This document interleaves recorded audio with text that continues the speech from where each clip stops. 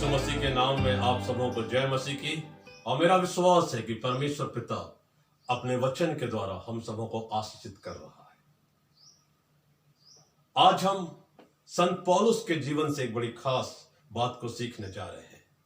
पहला कुरिन्थियों में वो कलीसिया को सुधारने की बात करता है और इस कुरिन्थियस नगर की कलीसिया बहुत से वो काम जो किए हैं उसने उन पर वो बदलाव चाहता है, परिवर्तन चाहता है। उनमें वो चाहता है कि मसीहत निरंतर बढ़ती जाए और इसके लिए वो निरंतर प्रयास कर रहा है, कोशिश कर रहा है। He is doing his best to bring results in the church of Corinth. He is doing his best to share the gospel among the Gentiles and to the people living in that city. And in 2 Corinthians, दूसरा कुरिन्थियों 12वां अध्याय और पद 7 में आज हम एक खास बात को सीखने जा रहे हैं। इसलिए कि मैं प्रकाशनों की बहुतायत से फूल ना जाऊं, मेरे शरीर में एक कांटा चुभाया गया, अर्थात शैतान का एक दूत कि मुझे घूंसे मारे ताकि मैं फूल ना जाऊं। Paul teaches us a very important behavior that should be followed by every servant of God, every anointed minister of God. He says that we should not boast about ourselves that we have done this, we have done that. But through our life, let His name be glorified. His name be exalted higher and higher. And therefore, He says, वो कहता है, मेरे शरीर में एक कांटा चुभाया गया है. The thorn in my flesh. ये कांटा क्या है मेरे प्रिय भाई और बहनों? ये कांटा वो सफरिंग है, वो दर्द है, वो जिम्मेदारी है जिसे हमें करना है। जिसे पौलुस कहता है कि मेरे जीवन में परेशानियां आई। I was facing problems in my life. मैं समुद्र की यात्रा पर, जेल खाने में, डाकुओं से लोगों के द्वारा प्रताड़ित किया गया। People was chasing me, running after me to bring trouble in my life, to bring temptations in my ministry. But Lord Jesus was always with me. उसने मेरे शरीर में एक कांटा चुभाया ताकि मैं अपनी बढ़ाई ना करूं, घमंड में फूल ना जाऊं, और इसलिए वह कांटा मेरे शरीर में बना हुआ है।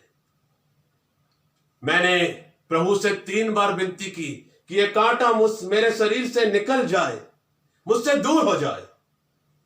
God, remove this thorn from my life. But He said that my grace is sufficient for you. My grace is sufficient for you.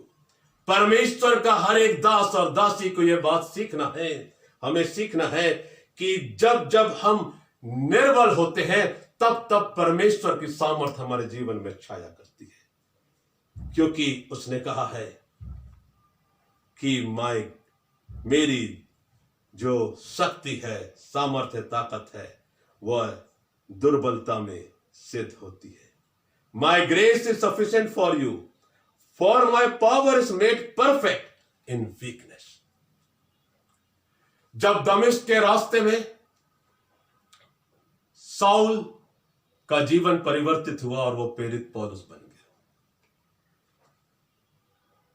प्रभु ने उससे कहा, पौलुस तू मेरे लिए चुना हुआ पात्र है। जो व्यक्ति अनन्यास उसके लिए प्रार्थना करने गया था, उसके माध्यम से बातें चल रही थी और अनन्यास के प्रश्नों का प्रभु ने उत्तर दिया कि वो मेरा एक चुना हुआ पात्र है और उसे मेरे नाम के प्रचार के लिए दुख उठाना पड़ेगा। He will have to bear the pain, go through suffering for the sake of my name, to preach the gospel among Gentiles and in the children of Israel. ये कांटा मेरे और आपके शरीर में इसलिए बोया गया है, डाला गया है, या लगाया गया है, कई बार डीप रूटेड होता है कि हम अपनी बढ़ाई ना करें। बहुत बार हम मिनिस्ट्री में ये गलती कर देते हैं। हम सोचते हैं कि जो कुछ हो रहा है वो हमारे द्वारा हो रहा है, लेकिन हमें बहुत नम्रता और दीनता के साथ इस बात को स्वीकार करना है, जो कुछ भी हो रहा है वो प्रभु यीशु मसीह के अनुग्रह से हो रहा है। Whatever is happening, whatever is growing in our ministry, whatever is growing in the field of our ministry, that is happening because Jesus is giving his grace upon each one of us. Let us humbly accept and make us humble so that God produces results through us. Because he said, my grace is sufficient for you. पुराने नियम में मूसा का उदाहरण है। कलीसिया के लोग, Israeli मंडली के लोग छोटी छोटी बात में उसके विरोध में खड़े हो जाते थे। उन्हें पानी नहीं मिला, वो पानी के लिए कुड़कुड़ाने लगे। और जब मूसा ने परमेश्वर से प्रार्थना की तो चट्टान से परमेश्वर ने उन्हें पानी दिया। भोजन के लिए कुड़कुड़ा रहे थे जंगल में। वो ये कह रहे थे कि हमें मिस्र देश की वो मछलियां याद है जो हमें सेत में मिलती थी, वो लहसुन, वो प्याज, वो गंदने, वो खीरे, जो कुछ भी मिलता था। लेकिन वो भूल गए कि वो मिस्र देश में गुलाम थे। They forgot the truth that they were captives, slaves in the land of Egypt, and God brought them out of Egypt and leading them to the promised land. मूसा परमेश्वर से कह रहा है, हे प्रभु, मैं बहुत दुखित हूं, मेरा प्राण ले ले, क्योंकि ये लोग मेरी कोख से जन्माए हुए नहीं है। Did I give them birth? Did I conceive this people? No, Lord. I want your favor. मैं तेरी दया चाहता हूं, have mercy on me. और परमेश्वर ने अपना न्याय दिखाया। परमेश्वर मेरे और आपके ऑन बिहाफ में काम करता है। God works on behalf of us. और जब जब हमारी मिनिस्ट्री में हमारे लिए कोई चुनौती आती है, हमें लगता है कि हम असफल हो रहे हैं, हमारा काम बढ़ नहीं रहा है, तब हमें परमेश्वर की शरण में जाना है। परमेश्वर शरण स्थान और बल है, सहायक संकट में अति सहज से मिलने वाला सहायक, जैसा भजन 46 में लिखा हुआ है। दाऊद कहता है कि हे परमेश्वर पिता, मेरी आशा केवल तुझ पर ही है और मैं तेरी ओर नजर लगाए हुआ हूं, क्योंकि तू मेरी सहायता करता है। जब जीवन में मैं संघर्ष करता हूं, निराश होता हूं, तो मुझे नम्र बनना सिखाता है। प्रभु हमारे लिए वचन लेकर आया है कि हम जब जब हमारे जीवन में तकलीफें आए, कठिनाइयां आए, तकलीफें आए, समस्याएं आए, हम उसे वो थॉर्न समझें, वो कांटा समझें जो इसलिए चुभाया गया है कि हम अपने आप में घमंड न करें, परंतु नम्रता दीनता के साथ उसकी सेवा करें। Whenever we face temptations in our life, difficulties, hard time in our lives, we should surrender ourselves unto the feet of Lord Jesus. Ask his power and strength. Ask the power of the Holy Spirit, that we should be always reminded that the thorn in my flesh is because that I should not boast myself. I should always glorify his name through my life, through the actions of my life, through the ministry. ये जो कांटा है, ये हमें inspire करता है कि कितनी भी तकलीफें आए जीवन में, कठिनाइयां आए, हमें प्रभु यीशु मसीह के नाम से उनको दूर करना है और हमेशा तैयार रहना है, क्योंकि जो तकलीफें सहने वाला व्यक्ति है वो परमेश्वर के द्वारा स्वर्गीय राज को पाता है। Remember Job, he lost everything. Even his wife asked him to blame God for the problems, difficulty he was facing in his life. But Job never did that. He was meditating upon the word of God. He was facing the day-to-day life situations. and he never gave up his hope. अय्यूब का उदाहरण मेरे और आपके लिए बहुत महत्वपूर्ण है। उसके शरीर में शैतान ने कांटा चुभाया, सर से लेकर पैर तक फफोले और घाव उत्पन्न कर दिए, लेकिन उसने अपनी आशा नहीं छोड़ी। मेरे प्रियो, तकलीफें एक मिनिस्टर के जीवन में, एक परमेश्वर के दास के जीवन में आना जरूरी है, आती है और उसे मजबूत बनाती है। Because God gives us his grace in our weaknesses. Whenever weaknesses are coming in our life, let us thank God that you are going to make me more stronger than before. You are going to bless me more stronger than before. मुझे एक minister के बारे में बात याद आ रही है। वो बड़ी मेहनत कर रहा था कि उसकी कलीसिया की संख्या बढ़ती जाए। लगातार विजिट कर रहा था, प्रार्थना कर रहा था, वचन का प्रचार कर रहा था, लेकिन जो परिणाम थे बहुत अच्छे नहीं आ रहे थे। It reminds me of a minister who was serving God in a church. He was working hard for the increasing of the membership in his church. Every Sunday he used to count how many members are there in the worship. He used to go for visitations, regular visitations, praying, but the results were not okay, not encouraging.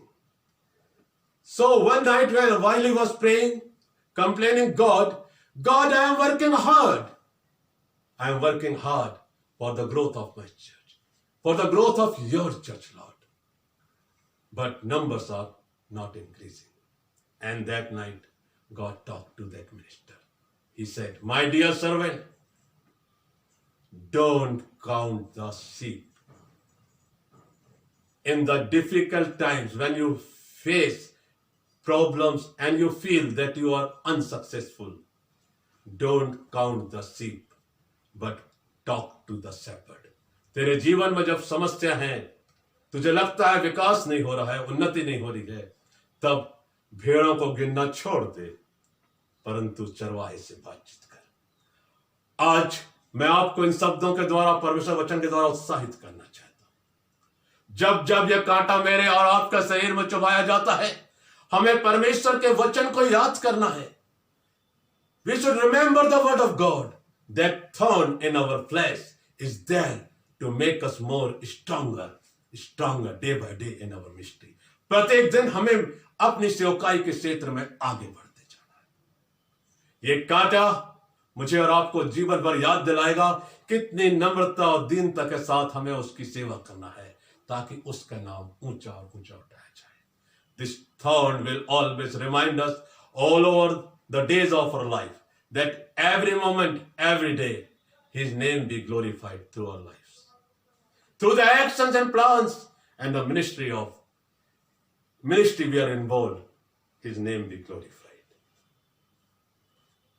वो प्रभु का दास को संदेश मिल गया और उसने चरवाहे से बात करना शुरू कर दिया, चरवाहे के अनुसार काम करना शुरू कर दिया, अपने विचारों को एक तरफ रख दिया, और फिर उसकी जो निर्बलता थी वो सामर्थ्य में बदल गई और उसकी कलीसिया बढ़ती गई।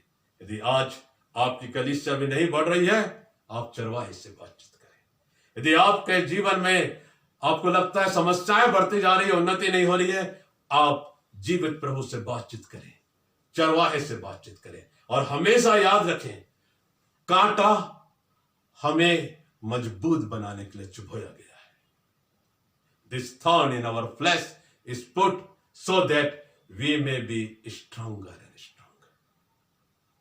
आज के वचन के द्वारा परमेश्वर पिता हम में से हर एक को आशीष दे, हमेशा अगुवाई करे कि प्रभु की महिमा हमारे जीवन के द्वारा होती रहे।